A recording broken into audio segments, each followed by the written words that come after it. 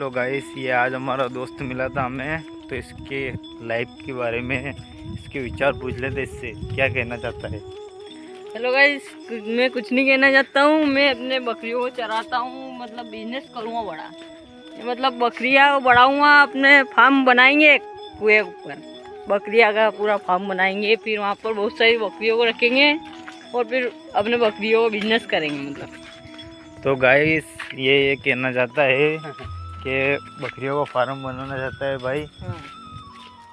और आगे मतलब बकरियों में बहुत सारा पैसा आता है, इसलिए बकरियाँ का फार्म बनाएंगे। मतलब 2 बीघे से 3 बीघे के अंदर, और वहाँ पर बकरियों का सब नस्ल को रखेंगे और उनके दूध और उनके मतलब बच्चे बड़े करके बेचेंगे और पैसा कमाएंगे और लाइफ सेट करेंगे। तो भाई का अकाउंट इंस्टाग्राम पे पंकज X2, तो सभी फॉलो करो और लाइक करो।